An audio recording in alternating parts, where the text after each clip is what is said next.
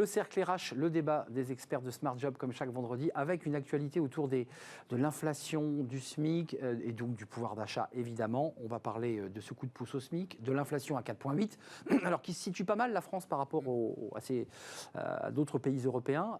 Puis certains déjà annoncent, notamment un réseau de grande distribution annonce une inflation, une augmentation des prix à plus 7.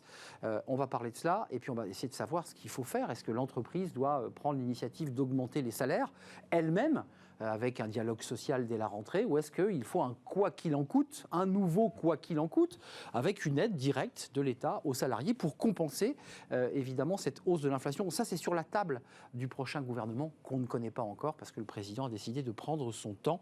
Puis on parlera de la reconversion des cadres, ou pas d'ailleurs, qui partaient la fleur au fusil et qui reviennent un peu sur leur pas. Pascale Joannin, merci d'être là, directrice générale de la Fondation Robert Schuman, toujours avec beaucoup de livres. Alors, l'Atlas permanent de l'Union européenne 2022, oui. Et bientôt le rapport Schuman, qui est un ouvrage de référence 2022, mais qui sera bientôt prêt dans quelques jours. Oui, la semaine prochaine.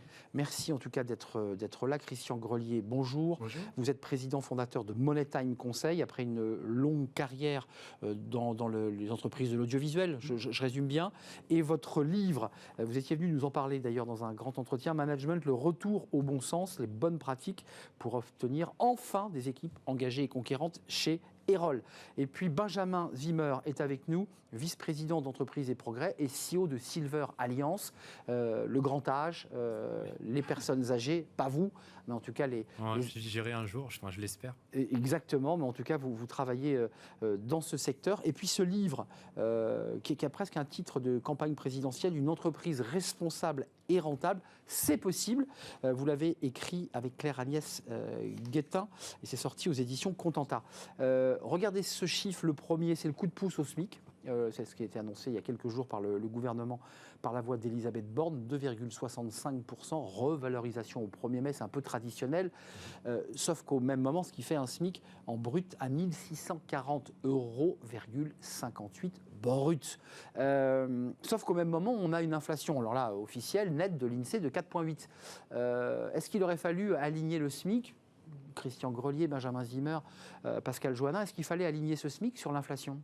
Parce que là, il y a un petit gap quand même. Hein. Mais je pense que parler du SMIC, c'est un peu réducteur. Parler peut-être de l'ensemble des entreprises, parce qu'en même temps, les entreprises, récemment, ont fait une réévaluation des salaires, qui est en majorité entre 2 et 3%.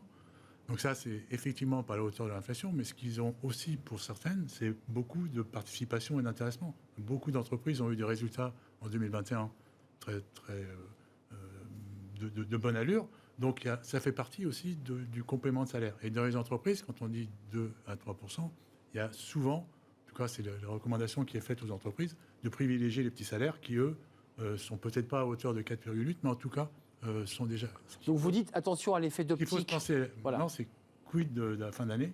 Moi, c'est l'analyse qu'aujourd'hui, je peux avoir des entreprises que je rencontre. Alors, vous les rencontrez, vous en avez une. Oui, dans un monde idéal, il faudrait augmenter les salaires avec l'inflation, c'est évident. Mais d'accord. Maintenant, est-ce qu'on peut le faire ? Parce qu'une entreprise, c'est aussi un système vivant qui fait face aussi, elle, à la crise.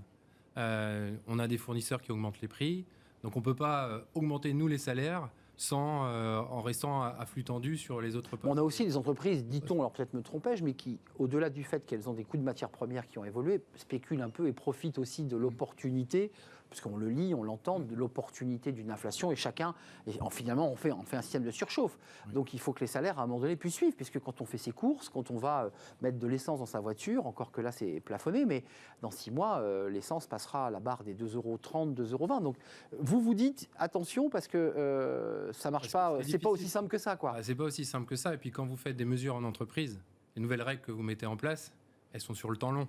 Là, on est face à une crise, donc on ne connaît pas la fin. Donc il y a toute cette incertitude qu'il faut savoir gérer et qui est complexe. J'avais un économiste que je ne citerai pas, mais lors d'une conférence, qui m'avait vraiment juré la main sur le cœur qu'en mars, l'inflation n'était que conjoncturelle, on est déjà maintenant en mai, et qu'en mars, tout ça serait réglé, que l'inflation serait derrière nous à partir de mars. on a une inflation qui galope encore plus. Quel est votre état d'esprit et quel est le regard que vous portez tant sur les chiffres français que, je dirais, sur le regard européen sur cette question? Parce que tous les pays, j'ai vu qu'il y avait quelques émeutes, quelques manifestations sur les salaires en Espagne, où des salariés ont manifesté assez violemment d'ailleurs sur les salaires. C'est inquiétant quand même. Alors d'abord, au niveau européen, tous les pays n'ont pas un salaire minimum. C'est vrai. Ouais. Et bien entendu, le salaire minimum dans les pays est fonction du salaire un peu médian, etc. Donc en effet, ça va de 330 € le plus bas en Bulgarie, à plus de 2000 € chez nos voisins luxembourgeois. Enfin, si l'Europe validait le SMIC européen, on en parlait, c'était 660 € pour les Bulgares. Voilà, alors, ils doublerait quand même. Hein. Il y a en effet des choses pour essayer d'harmoniser. Et dans les pays où il n'y a pas de salaire minimum, j'allais dire comme chez nous, il y a des salaires, il y a des négociations par branche. On pense à nos amis italiens ou à certains pays du Nord. Et donc, il n'y a pas rien comme salaire minimum. Alors maintenant, il y a aussi cette inflation, on en parlera tout à l'heure. Mais sur le SMIC, en effet, au niveau européen, on ne peut pas dire on va faire un SMIC européen à un niveau, puisque le niveau de vie des uns et des autres. Ah oui. Et les luxembourgeois vous disent, de toutes les façons, s'il y avait un niveau, ben, ça serait le nôtre. Alors donc forcément, à plus de 2000. À plus de 2000. À plus de 2000. Le SMIC luxembourgeois serait à plus de 2000. Non, voilà. Mais si on prend le SMIC bulgare, c'est 660. Ce qui existe aussi pour compenser et éviter en effet les hausses de salaire qui sont pérennes et sur du long terme, c'est ce qu'on a appelé en France la prime Macron, la prime de pouvoir d'achat. On y arrive. Donc, si j'ai bien compris, le président de la République, dans un engagement de campagne qu'il avait fait avant d'être réélu, avait dit qu'il la maintiendrait, voire l'augmenterait. Donc peut-être ça permettra à certaines entreprises qui y sont éligibles de pouvoir en effet donner un petit plus à leurs salariés, sans en effet porter préjudice à l'équilibre financier de leurs ressources, parce qu'une fois que vous avez augmenté les salaires, c'est difficile après de les desserrer. C'est pour ça que j'évoquais cet économiste. Voilà. Inflation conjoncturelle, attention en augmentant les salaires, parce que les salaires, on les augmente pour la vie. L'inflation, elle baisse. Sauf que là, l'inflation continue à progresser. Juste, parce que comme il est dans l'actualité, qu'il y a cet accord, dit-on, historique entre la France insoumise, Europe Écologie et les socialistes, vous avez vu qu'il y a la retraite à 60 ans, mais il y a aussi le SMIC à 1400. Enfin, en tout cas, c'est dans la plateforme de revendication. Non, ça vous semble totalement saugrenu de nouveau augmenter considérablement ce SMIC? Parce que là, on est à 2. Je suis assez d'accord avec monsieur, il faut que les entreprises après puissent suivre derrière. Hein, et donc, je pense que le système de la prime Macron est beaucoup plus adapté, puisque c'est en fonction de l'activité et des résultats de l'entreprise, la possibilité de compenser un peu cette inflation auprès des donc vous ouvrez le débat. Je vais plus loin en disant aussi que les entreprises contribuent aux recettes de l'État. Oui, exactement. Donc, par cotisation. L'argent tombe pas du ciel. Alors attendez, faut qu'on soit tous d'accord ou pas d'ailleurs. Vous dites à l'État de nous refaire, puisqu'il l'a fait pour le Covid, finalement un quoi qu'il en coûte, de sortir le chéquier pour compenser une inflation qui pourrait atteindre, dit-on, alors Super U 17%, certains disent qu'on pourrait dépasser la barre des 10%, ce qui est assez incroyable. Vous dites que ça serait à l'État de venir compenser parce que l'entreprise n'aurait pas les moyens d'augmenter ses salaires. Peut-être, mais l'État ne peut pas tout faire. Bah alors, oui. Et je pense aussi, non mais c'est aussi de notre responsabilité en tant que citoyen d'admettre qu'il y a une crise et qu'il va peut-être falloir changer un petit peu notre façon de vivre. Et de consommer, et de dépenser, etc. Ça, c'est un fait. Oui. Enfin, ça, c'est pour les hauts salaires, ça. Mais oui, mais ce qui se passe aujourd'hui, c'est que le départ du monde qui vient. C'est-à-dire qu'il faut qu'on fasse autrement, qu'on crée de la valeur autrement, qu'on redistribue de la valeur autrement. Tout à l'heure, vous parliez entre autres des entreprises qui peuvent faire de l'intéressement. Donc, c'est souvent les entreprises du CAC 40. Les grosses entreprises. Ouais. Bon, il y en a beaucoup qui ne peuvent pas le faire. Donc il faut trouver d'autres moyens. Le télétravail est un moyen de réduire certaines charges parce qu'on est chez soi, on ne prend pas sa voiture pour se déplacer. Il y a énormément de sujets et il faut les mettre tous sur la table. Ça se passe comment en Europe? Parce qu'il y a aussi le débat des baisses de charges, puisqu'à un moment donné, il y a certains qui disent mais sur les charges, on y verra peut-être plus clair. Enfin bon, je lance ça, la crise Covid a engendré, comme vous le savez, le plan de relance européen, Generation EU. Il y a eu en effet des pays qui ont été beaucoup plus impactés que la France au niveau du Covid, c'est l'Espagne et l'Italie. Oui. Donc ce plan, il existe, il a été mis en place, il est mis en place, il y a des premiers versements qui sont faits, etc. C'est une chose. Mais au niveau européen, il y a quand même une règle qui, quand même, c'est un certain équilibre des dépenses publiques. Et, alors même si en effet la dette et le déficit ont légèrement monté. C'est fini là. Oui, alors pour l'instant c'est fini parce qu'on les a mis de côté pendant cette crise Covid. Mais forcément, la crise Covid, je ne sais pas si elle sera terminée complètement, mais enfin pour l'instant, il est prévu qu'on réouvre des négociations au niveau européen pour voir quelles sont les nouvelles règles. Ce ne sera pas forcément le 3 et 60% qui sont en vigueur aujourd'hui, mais il y a bien un équilibre à trouver. Et donc, il va falloir qu'on remette un peu d'ordre aussi chez nous pour pouvoir peut-être essayer d'être une force de proposition française sur certains points, notamment peut-être sur l'énergie ou sur d'autres sujets, la défense, parce qu'en effet, si on est dans l'état dans lequel on est, notre crédibilité est un peu entamée vis-à-vis de nos partenaires européens. Alors, sur l'inflation, parce que vous avez quelques chiffres qui sont assez intéressants et qui peut-être relativisent la crise dans laquelle nous sommes, même si 4,8, c'est une inflation assez importante, vous me disiez, en Grande-Bretagne, c'est 10%. Les Anglais sont passés à 10%, ça a été annoncé tout à l'heure par l'Office de statistique britannique. Et au niveau européen, vous avez Eurostat qui a un chiffre légèrement un petit peu supérieur sur l'inflation française, qui est à un tout petit peu plus de 5. D'accord. Mais nous, on est à 4,8 pour l'instant. Voilà. Mais c'est le deuxième pays avec l'inflation la plus basse. Il y a Malte et la France, qui sont vraiment, on va dire, à 5%. Mais vous avez des pays, l'Allemagne, qui est à plus, c'est quasiment à 8, ouais, c'est ça. 8, voilà. Et vous avez des pays qui ont passé 10%. Il y a même des pays qui sont à 19%. Les pays baltes sont à 19%. Donc la moyenne européenne est à 7,5%. Officiellement, voilà.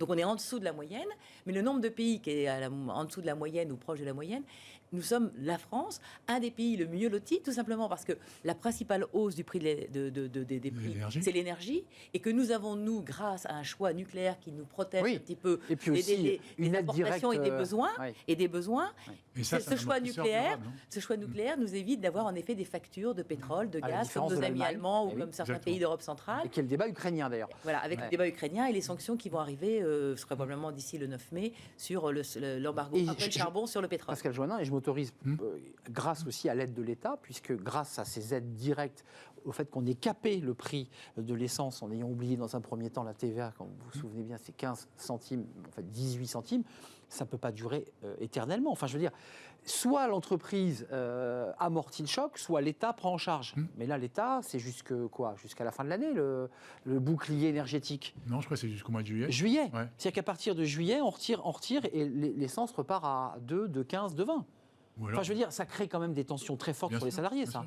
Comment on fait ? Allez-y. Moi, je dirais que déjà que le prix de l'essence qu'on paie aujourd'hui, il n'est pas au prix où on devrait le payer. Si on écoute certains économistes, je pense à M. Jancovici, il vous expliquerait par A plus B que le pétrole, la nature l'a produit. Et la nature, on ne l'a pas rémunéré pour cet effort pendant des millions d'années. Oui, ça c'est la thèse. Donc, c'est une thèse, mais n'empêche que le pétrole, c'est une ressource qui est de toute façon finie. Tout à fait. Donc à un moment donné, il va y avoir une rareté et le prix il va augmenter. Mais là, on assiste juste à quelque chose qu'on va assister de manière plus forte dans les 20 ans qui viennent. Mais excusez-moi, je me sais de me situer par rapport au salarié qui est au SMIC. Là, il vient de prendre 2,85 €. Il fait 40 km par jour avec sa voiture diesel, parce que c'est cette voiture qu'il a. Concrètement, il se dit, mais moi, je suis allé voir ma DRH, elle m'a dit, je ne peux pas augmenter les salaires pour les arguments que vous évoquiez, mais elle attend tout de l'État à ce moment-là. Non, en France, il faut savoir que le prix de l'essence, il y a quand même une grande partie qui est de la fiscalité. Oui, une grande partie. Ouais. Voilà, parce qu'en effet, dans certains pays où l'inflation est aussi grande, etc., le prix de l'essence est légèrement en dessous de 2 €. C'est pas moitié moins, attention. Mais voilà, il y a moins de taxes, donc il faut peut-être regarder en effet si le prix du carburant, tant que la transition écologique et donc pour passer des énergies fossiles à des voitures hybrides ou avec au milieu, vous vous rappelez les gilets jaunes. Voilà. On mélange deux espaces-temps. Voilà, il y a le temps long, et je suis d'accord avec vous, il va falloir sortir peut-être du mode de fonctionnement aujourd'hui, avec du télétravail, basculer vers de l'énergie propre et qui sera beaucoup moins, qui impactera beaucoup moins les budgets des ménages. Mais ce temps va être long, donc il faut entre-temps. Exactement, il faut des mesures intermédiaires avant d'arriver à ce qu'on puisse en effet se permettre d'avoir en effet un autre type en ville, de véhicule. on a des moyens de transport qui s'offrent à nous. Quand vous allez dans les petites villes, dans les campagnes, il y a des gens qui n'ont plus de travail s'il n'y a pas la voiture ou les deux voitures. Mais la voiture est indispensable, il n'y a pas de transport en commun. Donc, et si vous avez deux électrique. personnes dans un couple, puisqu'ils ont des enfants, mais enfin deux personnes dans un couple, ils ont chacun deux voitures, puisqu'en effet, ils ne vont pas forcément travailler dans la même ville. Mais vous allez sortir là le rapport Schuman sur l'état de l'Union 2022. Qu'est-ce qu'elle dit ? Qu'est-ce que dit l'Europe sur ces sujets ? Est-ce qu'elle parle d'une seule voix ou est-ce que chacun mène sa petite politique ? Puisqu'on vient de le voir, les Allemands ont une politique énergétique avec des difficultés d'approvisionnement de gaz. Les Allemands la sont France en train a son de nucléaire. Et chaque Français ou Allemand se dit, mais moi, mon pouvoir d'achat, il baisse. J'ai moins d'argent à la fin du mois et notamment les petits salaires, parce que c'est un peu le sujet du jour. Alors les Allemands sont en train de revoir conceptuellement leur position, parce qu'en matière énergétique, le fait qu'ils soient retirés du nucléaire il y a 10 ans après la Fukushima, les rend beaucoup plus vulnérables à une importation extérieure Bien sûr. d'énergie. Et sur la défense, où ils ne dépensaient rien, Là, ils dépensent.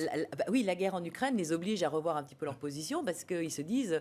Et ça si on a un rééquilibre le agresseur, rapport de voilà. force. Alors donc, en effet, le modèle allemand est en train de se revoir. Alors, et en effet, ils ont des comptes budgétaires à l'équilibre, c'est un peu une règle constitutionnelle, mais en même temps, ils sont obligés de faire un certain conception, de revoir tous leurs concepts. Et là, on a un peu un avantage compétitif momentanément, d'autant plus qu'on a un président réélu qui est considéré aujourd'hui comme le nouveau chef européen, ce qui était Angela Merkel avant, puisque le nouveau chancelier allemand est au début de son mandat. Donc, voilà.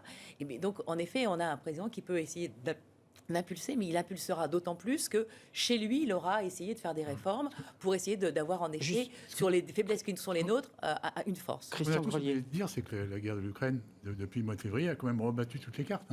Sur l'inflation, etc. Ça a été Et que les salariés français vont en pâtir. Parce que Exactement. je pense que, est-ce qu'en septembre, parce que vous avez contact avec beaucoup d'entreprises par les conseils que vous donnez, et puis par le réseau d'entreprises et progrès, est-ce que le dialogue social de septembre va être tendu? On a vu les syndicats au 1er mai, vous avez vu, qui évoquent une augmentation bien supérieure à ce qui est fait sur le SMIC, qui demandent des augmentations de salaire, c'est-à-dire qu'effectivement, rendez-vous pris en septembre. Est-ce que vous la craignez, alors non pas le 3e tour, mais le 4e tour social, après les législatives? Je ne sais pas ce que sera la situation. Qu'est-ce que vous disent les entreprises? Mais pour l'instant, ils gèrent leur activité avec toutes les perturbations sur la fourniture des matières premières, etc. Donc ils cherchent à maintenir leur activité et à sauvegarder des activités qui sont réellement impactées. Et je vous dis, cette partie salariale dans les entreprises a été traitée. Vous dites, les entreprises ont fait le boulot, si j'entends bien. Elles ont fait le job. Elles ont Elles sont fatiguées. Elles sont fatiguées. Et on va en reparler après sur le deuxième thème, là, où il y a beaucoup de fatigue. Donc, Et la reconversion, on va y arriver, parce que c'est un sujet. Ça fait quand même vous, dans votre réseau, fatigue chronique. D'accord, mais fatigue chronique, elles ont des salariés qui viennent frapper à la porte et qui disent, nous aussi, on est fatigués. Oui, je veux dire, encore une fois, moi, je raisonne pas que sur les salariés. Bien sûr que c'est important. Alors nous, par exemple, chez Wicaire, typiquement, nos salariés qui travaillent, qui font du service à la personne, ils ont des voitures qu'on leur donne et qu'ils peuvent utiliser eux. Donc ça, c'est un avantage. C'est vrai. Qui est quand même pas neutre. C'est vrai. Plutôt que d'avoir une voiture qui est nourrie au diesel, nous on leur donne des voitures hybrides.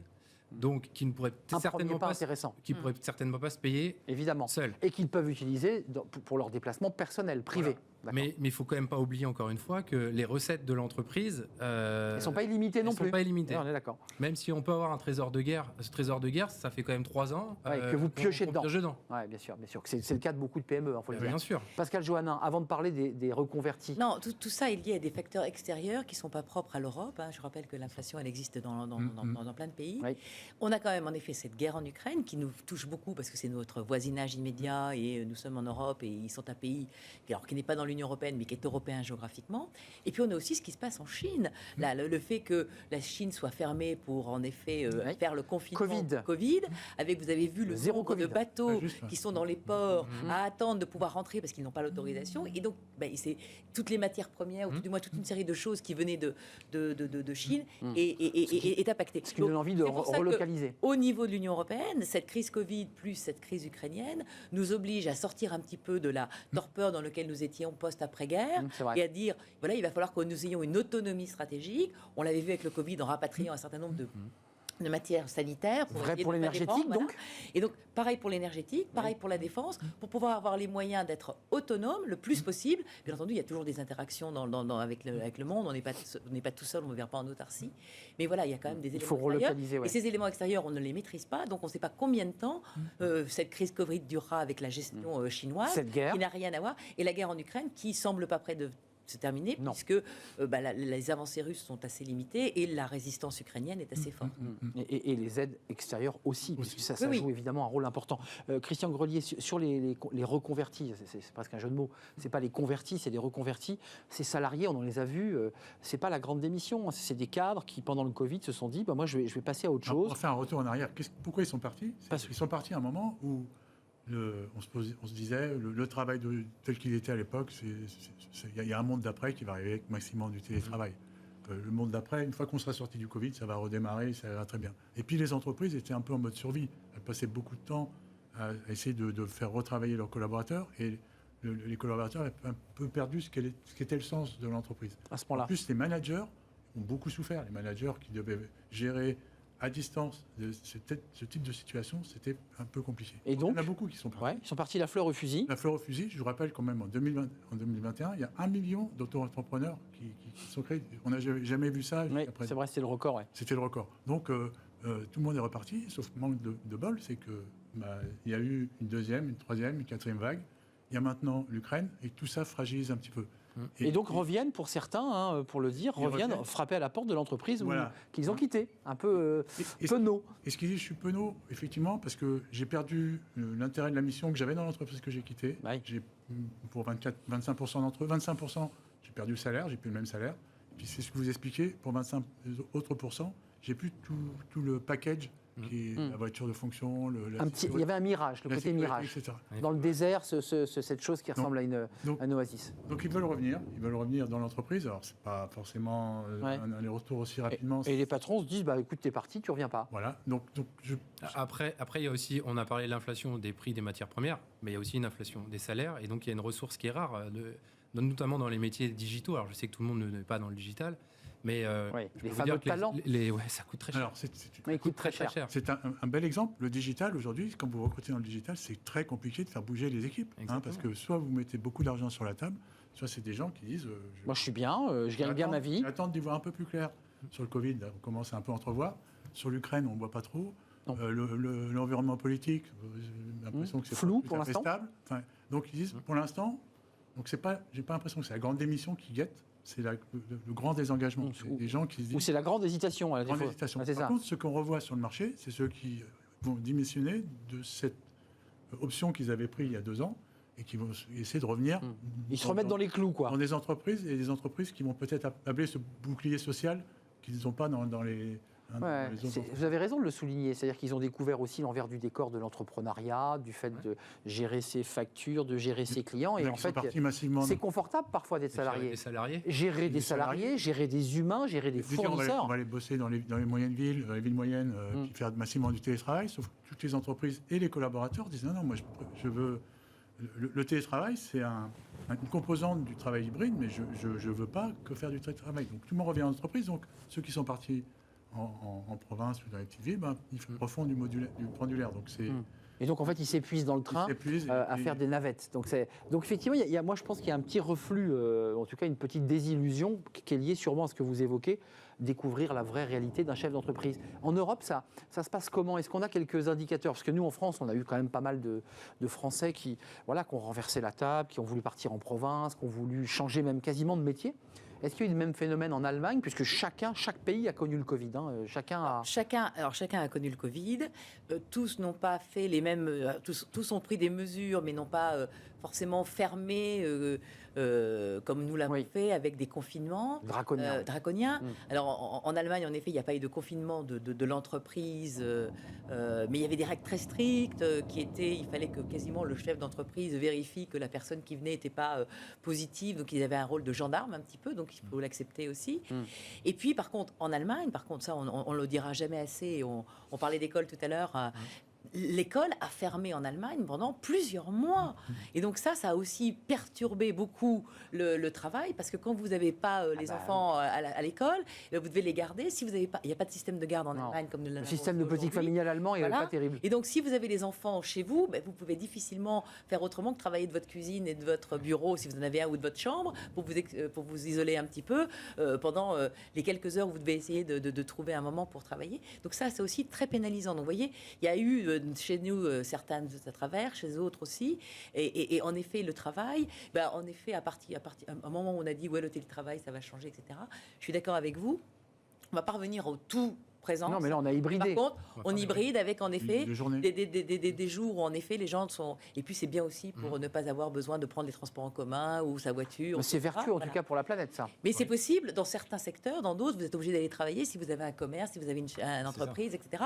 Tout le monde n'a pas la possibilité de travailler. Donc, il faut faire attention à ce qu'il n'y ait pas 2 catégories, une qui peut l'être et une qui ne peut pas l'être. 60-40, Pascal. Voilà. Et on voit aussi dans le Covid que beaucoup de gens qui travaillent dans des secteurs un peu difficiles, dans l'hôtellerie, la restauration, restauration, etc., Ne ont reviennent en pas. effet abandonné parce que c'était des horaires très contraignants, pénibilité. Donc là, il y a part aussi pour les Ouais, entreprises. je parlais des cadres, hein. Voilà, C'est voilà. plutôt des cadres. Voilà, qui des cadres, partaient, oui, bien sûr. parce que dans la restauration, ça reste toujours un secteur très tendu. Ils ne reviennent pas forcément dans Oui, ou l'emploi dans qu'ils avaient le pris. bâtiment. Si on Un dernier fait mot, aussi Christian Grelier. Dans le creux du Covid, ce qui s'est passé, c'est que les entreprises un peu moins délicates qui ont fait des plans de départ, qui ont fait des ruptures conventionnelles, qui ont permis à des collaborateurs, à des cadres de tenter leur chance et de partir sur le marché.